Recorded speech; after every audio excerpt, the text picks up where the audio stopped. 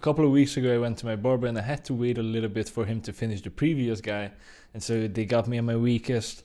I pulled up my phone and I started looking at Instagram. I usually don't do this because honestly I don't even really have to wait in lines anymore, but this time I did, and this was one of the very few times when I used Instagram and I didn't regret it afterwards, because I found this absolutely insanely stupid post that I'm going to talk about today. And since then I found two other posts that I'm also going to analyze to show you how stupid finance Instagram really is. So this is the very first that I found: 19 money rules everyone should learn by 25. Some of these are actually gonna be pretty decent, like the first one, pay yourself first. As soon as you get paid, put money into savings. Automating this is even better. I agree. Number 2, keep a 6-month emergency fund. I completely agree with this as well. Personally, I have 6 months and I don't even look at that as money. When I look at how much money I have when I want to buy something, I don't even look at that. I don't even consider it because it's a 6-month emergency fund. And that's really helpful because if you get fired or some shit like that, you can continue living your life without worries. Also, you don't have to stick to a shitty workplace just because you cannot find another job. You can quit whenever you want to, and then you have 6 months to find another one. So having this makes you have a lot of freedom. Number 3 is budget using the 50-30-20 rule. Now here it gets a little bit interesting.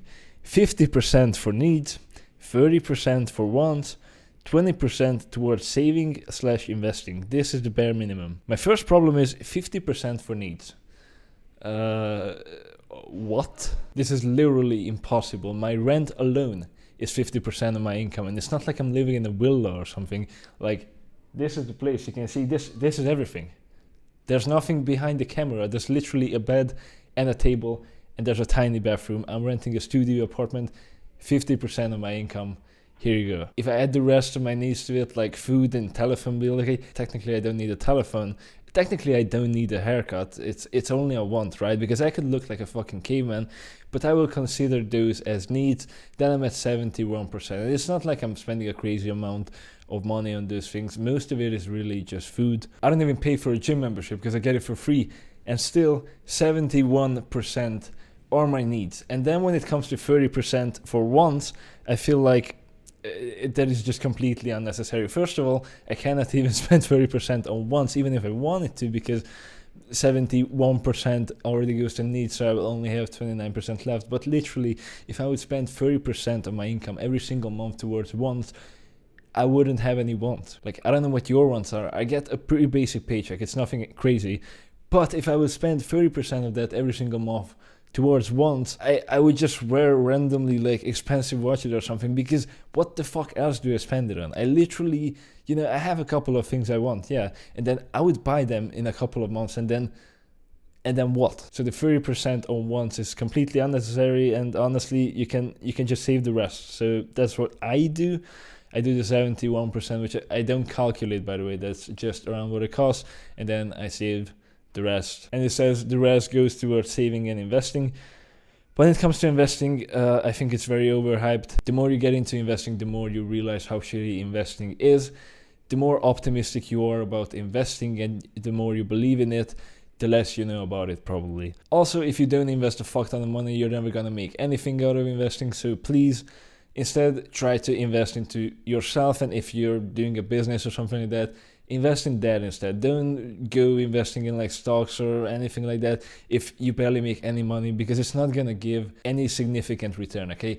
Investing is for the rich. All of these fucking investors that you hear about, they didn't get rich by investing. They got rich and then they started investing. If you start investing right now with your minimal paycheck, like, think your head a little bit, and also read Millionaire Fast Lane. That's a pretty good book that explains why this doesn't work and what you should do instead. Number 4 is divide your bonus into thirds. 1/3 for fun, a third for retirement, and a third for debt pay down. I have no idea what this talks about. I feel like the guy, in all of the memes where it's like, you guys are getting paid. I'm here like, you guys are getting bonuses? I cannot really comment on anything. It's probably like some American shit. I have no idea what bonus I'm supposed to get. Number 5 is put all or a large percentage of your raises into saving and investing. This helps avoid lifestyle inflation and moves up your retirement date. I somewhat agree with this. If you get a little bit more money but you're already living well, why would you spend more to get a little bit better of a lifestyle when you're already pretty good? But for me, in the past, like a little bit more than a year, I've had a ton of lifestyle inflation, which is not even lifestyle inflation, I guess, because I'm not making more money than a year ago. But the thing is, a year ago, I used to live like a fucking subhuman. I was renting a room from an alcoholic guy who would never clean his apartment, and he would go home at 2 a.m., and start cooking really loudly. And I would wake up every single fucking time, and then I would text him like, "Can you please stop fucking destroying the kitchen at 2 a.m.?" And he was like, "I don't know what you're talking about. What do you mean?" I was eating the same food and the cheapest fucking shit every single day, and I was also on a cut, so I was eating less than I am right now because I'm on a bulk. And also, I was never going out having fun with friends or anything because I was in a new place and I didn't really have friends yet. But since then, I moved to my own place. Okay, it's not my own place, but I live alone, which is obviously much more expensive. I eat better, healthier. So overall, the difference is, my monthly expenses literally multiplied, but I used to live like a fucking subhuman. I used to live like you got all these memes on, when you go to college and you're broke. I used to live like that. Now I don't. So that's the difference. And I feel like in that case, the lifestyle inflation is justified. But for me personally, like from here, if I would get more money and start spending more, that wouldn't be justified because I'm good now. Number 6, avoid high interest debt. I agree. If you have it, use the avalanche or snowball method. I have no idea what that is, but probably most people also don't know because they wrote here, Google them. Number 7 is always take an employer 401k match. Now, I'm not exactly sure what this is, but it says that many employers will match a percentage of your paycheck. This money is getting an immediate 100% return. If you turn this down, it's the same as turning down a raise. What I assume is that this is the same thing that we have here essentially, which is that you can do a separate savings account for your retirement and you can choose 2 or 4%. And if you choose 2%, you put in 2% and your employer also will put an extra 2%. You put in 4%, they will also have to put in an extra 4%. And this is where I will tell you that even though this might sound like very smart advice, it kind of isn't, because the whole retirement savings and all that shit, all of that is so extremely bullshit. Retirement age is changing to older and older all the fucking time. And if you're 30 years old right now, it kind of depends on where you live, but let's say you're going to retire in 35 years, you have no idea what is going to happen in 35 years. Maybe they're going to push out the retirement age with another 5 years, so you're actually going to retire 40 years from now. Maybe you're already going to be dead by that time. This whole shit is so pointless. Personally, I would never trust somebody else to try to retire me. Thank you, I can retire myself. What people don't realize is, oh, I'm gonna get an extra 2% in my retirements. That's really good. But that money has a lot more buying power right now than it would have many years later. Also, if you're trying to build a business, you can literally invest it into that, or just invest it into yourself, and you can make more money so you can retire yourself. This whole, the government retiring you, I personally don't really trust in it. And even if it happens, I don't want to be like the conspiracy theory guy who's like, no, they're going to take your money. I don't care if they're going to or not. What I care about is that I have my own money to retire, because if they do, I'm fine with that. If they don't, then I'm happy because I got a lot of extra money.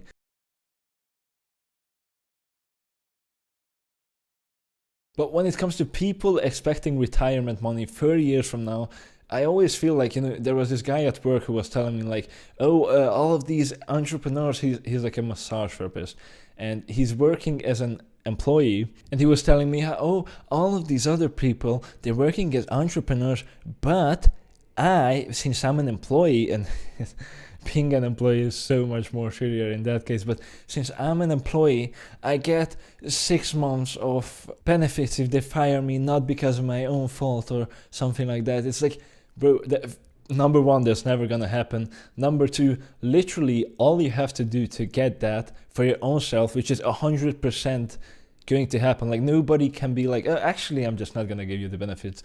No, all you have to do is save up the 6 months of emergency fund yourself. And I feel like when it comes to retirement, it's the exact same thing, honestly. Number 8, your home payment, mortgage, interest, insurance should cost less than 25% of your monthly income. This is absolute bogus. Now don't worry, because I did my homework. I tried to do some research on what house I could buy if I were to follow this rule. And this is it. I know, it's beautiful, right? Oh yeah, by the way, and this is without insurance. So with my current paycheck and this advice, I could pay out this in 30 years.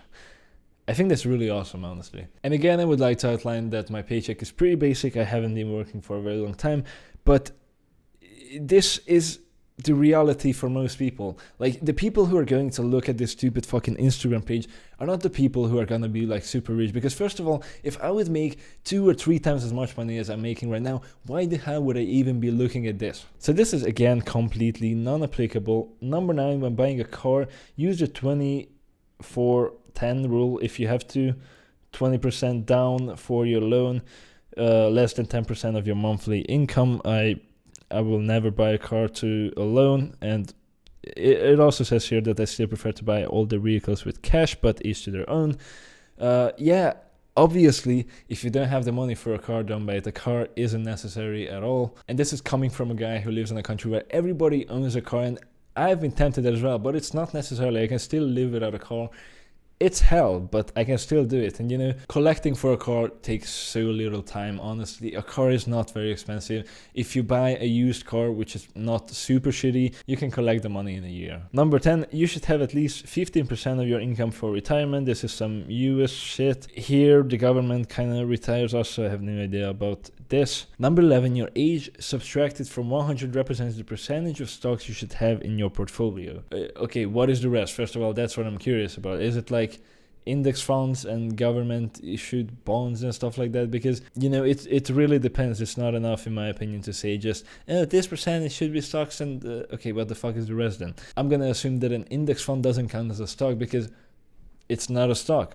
But when it comes to stock picking, everybody fucking knows that it's a complete shit, okay? If you invest in index fund, it's going to be better than most professionals stock picking. And you're not a professional, okay? So even the people who have this literally as a job, they cannot pick a stock that performs better than just investing in a random index fund. So how are you, the random guy, going to pick stocks that are going to outperform just an index fund and then at 30 years old have 70% of your portfolio as that? It's completely stupid. And also, I already talked about investing, how investing doesn't work if you're broke. This is the shittiest advice that I have ever heard, and I don't want anybody to follow it, especially not with the number 120, which if you're 30 years old, should you have 90% of your portfolio in stocks? Are you fucking retarded? Number 12, the stock market has a long-term average return of 10%. To calculate your returns, it's common to use 6 to 8% to capture the effect of inflation. One problem with this is I have no idea how this whole system works in the US, but here in Europe,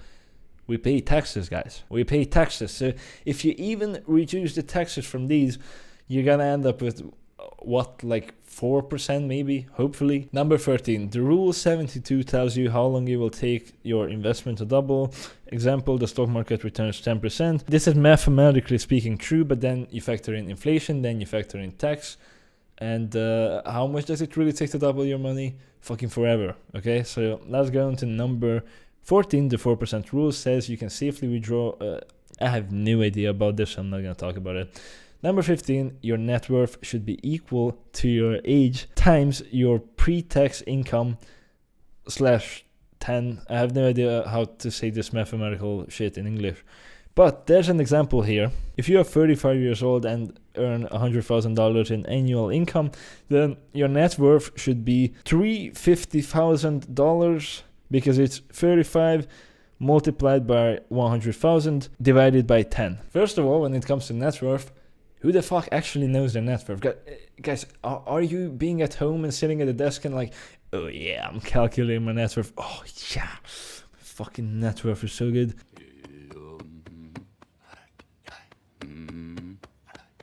Who the fuck gives a shit about your net worth?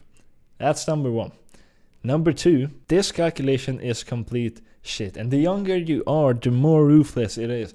If you're 20 years old, excuse me, how are you supposed to get that net worth? You haven't worked probably a day in your life. But even if you have, even if you were working from the day you were able to start working and saved all of your money, that's not gonna be your net worth. Then you go on to 30, that's a little bit more realistic, but it's still kind of ruthless. then you start nearing towards 40, and okay, when you start going to like an older age, like 50, 60, then it starts becoming too low. Like, is this all you managed to save? So first of all, the thing you're trying to calculate out is useless to begin with, but even if it weren't useless, the whole calculation, the way you calculate it, is completely flawed. Number 16, have at least 5 times your gross salary in term life insurance. I have no idea what this means, so I'm gonna skip it. Number 17, before spending money, wait 25 hours and ask, do I still want it?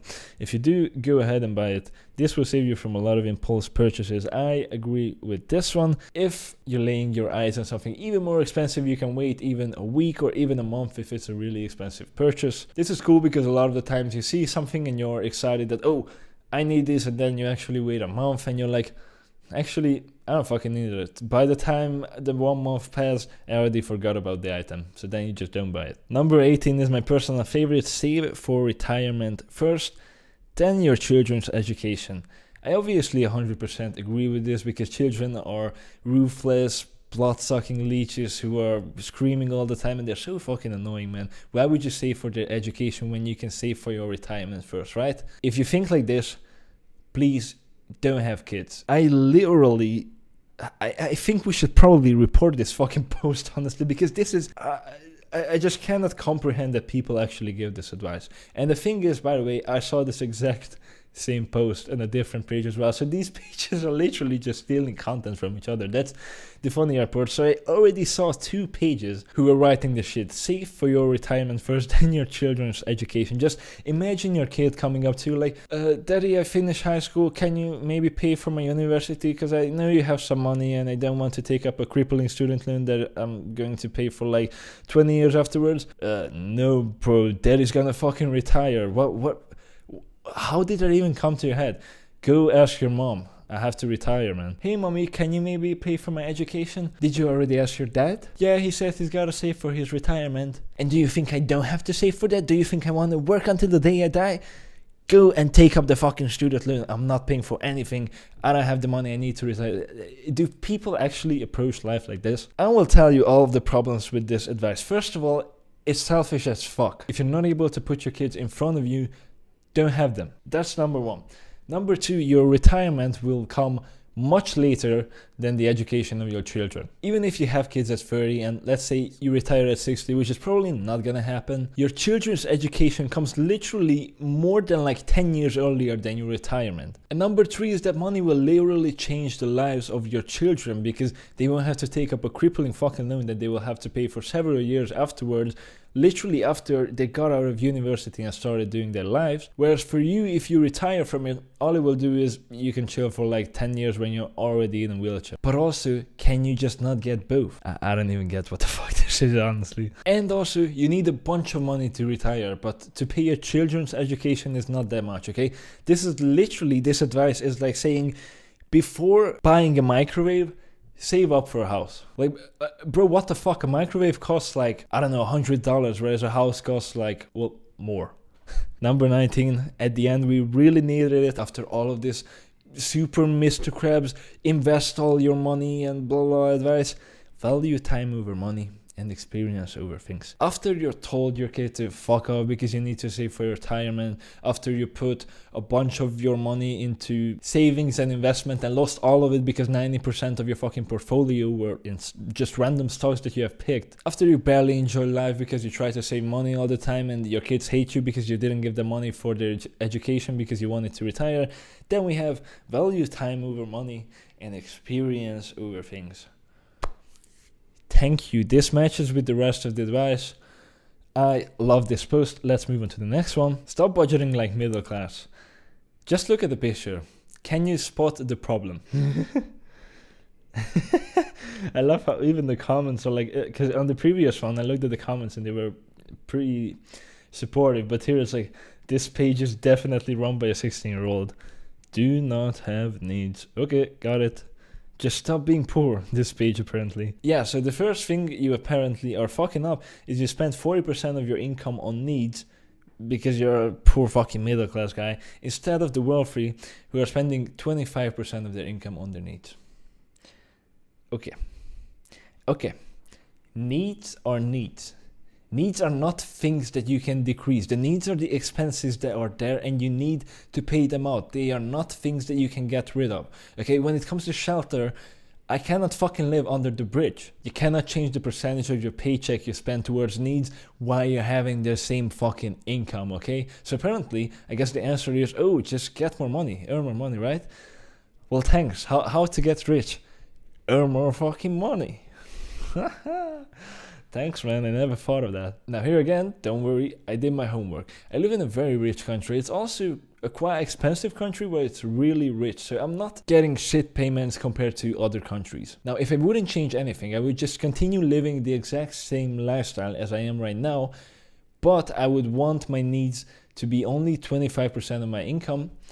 I would have to become a fucking doctor. And I don't do stupid shit like eat out all the time. I literally, if I ever eat out, it's like once a month. I live in a studio apartment that I rent. I don't pay for a gym membership because I get it for free. And if I want to continue this and only spend 25% of my income on this, I would have to become literally a doctor. My second problem is, as I said before, even the 40% is super unrealistic. For me, it's 71%. My rent is literally over 40%. It's 50%.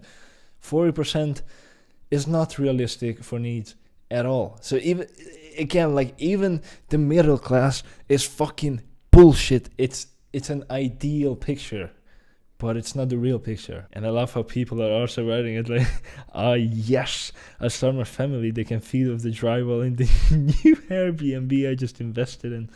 Yeah. Some guys like 17 euros per month for needs after the rent. Let's go.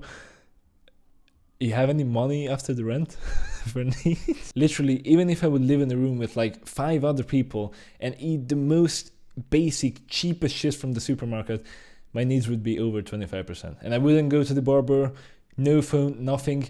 It would still be over 25. Now, when it comes to the wants, I understand that that's reasonable. You shouldn't spend the majority of your money on wants because it's fucking bullshit. Just be satisfied with less. But when it comes to investing, it's exactly the middle class who is trying to get rich with investing. You don't get rich with investing, okay? You get rich and then you invest to stay rich. The people who actually get rich, they don't save 65% of their fucking income and put it into index funds and stocks and all that shit. They instead value their time and they put their money towards getting more time and put it into upping their business if they have one, which they probably have one if they're actually rich. Next one, the $5 millionaire. Jackie is pregnant and wants to set up her child better financially, but doesn't make much money. She decides to take just $5 a week and invest it in an index fund from the day her child is born. When her child is 60, she gives him over $1 million of only $15,600 in contributions. The very first problem we have is, I don't believe everything I see, so I decided to put this into a calculator, and it turns out to not even be $1 million, it's actually $832,500. What the fuck? The point is, it's not even $850,000, so it's not $1 million. Now, although I will say that this calculator only let me put a monthly investment, not a weekly one, so but I don't think that makes $170,000 of difference. Problem number 2 is taxes. Again, I don't know, maybe in the US you don't have to pay taxes after investing into an index fund. I have no idea, but if Jackie is in Europe, she will get sent to jail for not paying her taxes way before her kid becomes 60. Problem number 3 is that money won't be worth shit 60 years from now. $1 million in 1964, which was 60 years ago, is now worth $10,146,451 today. More than 10 times the amount, which means that if we're heading in the same direction, in 60 years that money is gonna be worth what 100,000 is worth right now. Problem number 4 is the life expectancy of females is 76 years, which means that if Jackie gave birth to her kid at 16 years old or older, she will already be dead by the time their kid would get the $1 million. And problem number 5 is by the time the kid gets to 60 years old, what the fuck is it gonna do with the money? Like, at 60, I assume that you already have a house, a car. Like, what the fuck are you gonna do with that money? Especially because it's not even that much. It's only gonna be $100,000 in worth, actually. But even with that amount of money, it's like, what do you do? When you're 60 years old, you can't even really enjoy it because you're already old as fuck.